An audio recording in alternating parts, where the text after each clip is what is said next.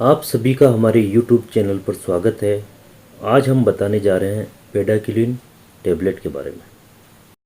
MDR TB के इलाज के लिए बेडाक्विलिन टेबलेट का उपयोग किया जाता है। ये एक न्यू ड्रग है, नई दवाई है।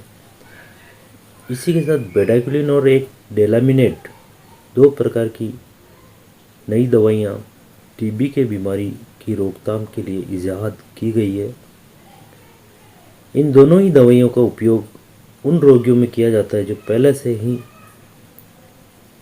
अन्य दवाओं के साथ इलाज ले चुके हैं या अन्य दवाओं से जो टीबी की फर्स्ट लाइन ड्रग्स है उनसे रेसिस्टेंट हो गए हैं।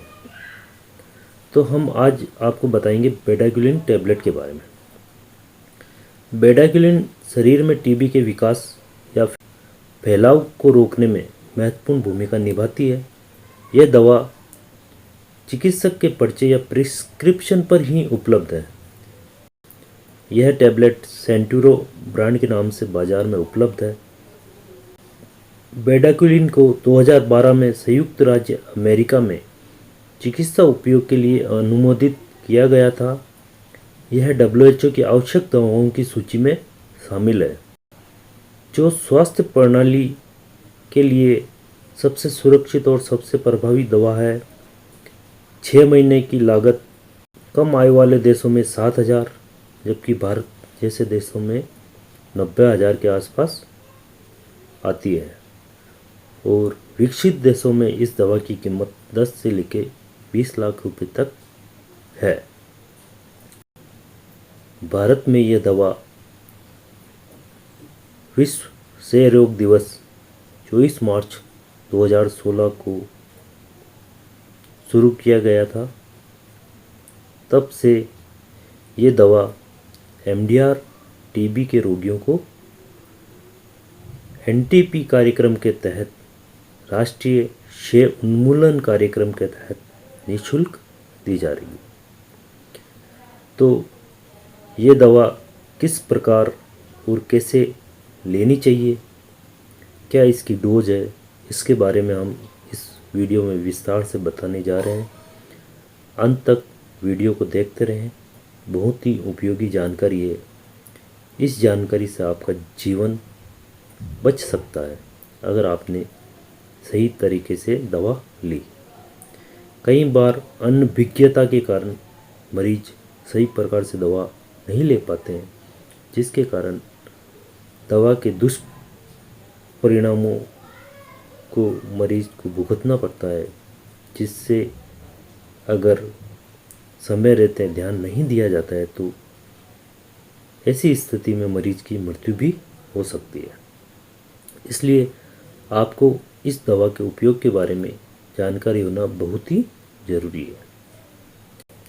तो शुरू करते हैं। बेडाक्विलिन या बीडीक्यू के लिए पात्र सभी टीबी रोगियों के लिए यह दवा राष्ट्रीय क्षय उन्मूलन कार्यक्रम के तहत निःशुल्क उपलब्ध है। इसकी डोज की अगर बात की जाए तो पहले 2 सप्ताह के लिए दिन में एक बार 400 mg और तीसरे सप्ताह से 24 सप्ताह तक सप्ताह में 3 बार 200 mg टेबलेट दी जाती है। खुराक के बीच में कम से कम 48 घंटे का अंतर रखना चाहिए। टीबी की अन्य दवाओं के साथ यह दवा दी जाती है, यानी कि जिस रेजिमेन के साथ यह दवा चलेगी उसमें बेडाक्विलिन के साथ और भी दवाएं लेनी होगी, जो कि बीमारी की कैटेगरी के हिसाब से अलग अलग हो सकती है। यह दवा टीबी के 2 रेजिमेन में दी जाएगी। 2021 की पीएमडीटी गाइडलाइन के अनुसार all oral bedaquiline shorter regimen और ऑल ओरल लॉन्गर रेजिमेन में यह दवा दी जाती है। इसके साथ ही बाकी की दवाइयाँ एनटीपी की गाइडलाइन के अनुसार लगातार जारी रखी जाएगी। बेडाक्विलिन टेबलेट का कोर्स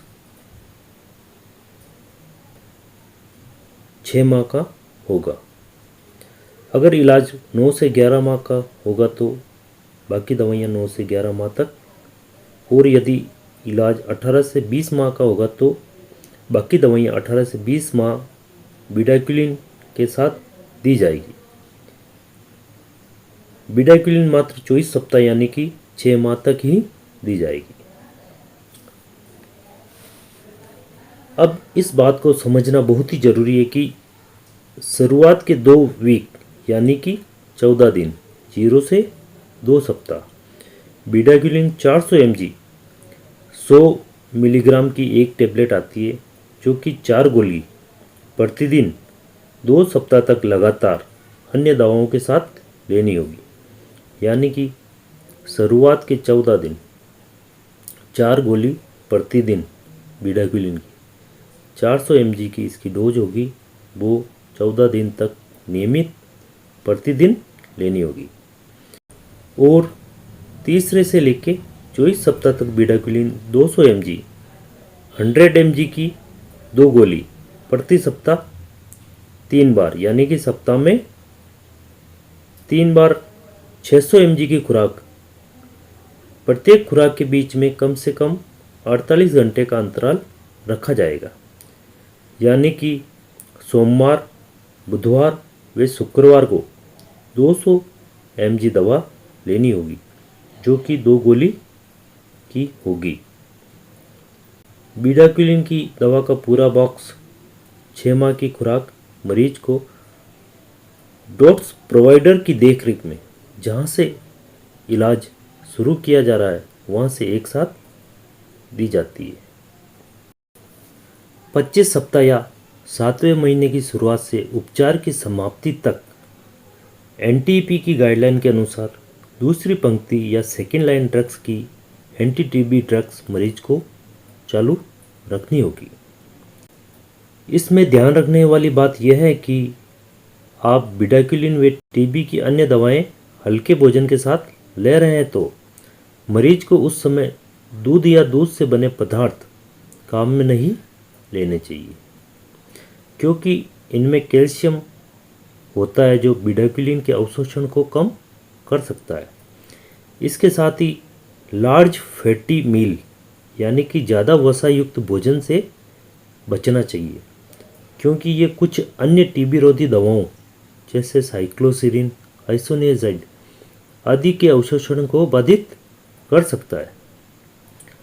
बीडाक्विलिन के 24 सप्ताह के इलाज के दौरान और बीडाक्विलिन के अंतिम खुराक के 1 महीने बाद तक संभावित दवा या दवा के इंटरेक्शन या रिएक्शन के कारण निम्नलिखित दवाओं का उपयोग नहीं करना चाहिए। इसमें एजोल एंटीफंगल ड्रग्स जैसे केटोकोनाजोल, वोरिकोनाजोल, इट्रोकोनाजोल, फ्लूकोनाजोल, केटोलाइड्स जैसे टेलिथ्रोमाइसिन और मैक्रोलाइड्स, एंटीबायोटिक्स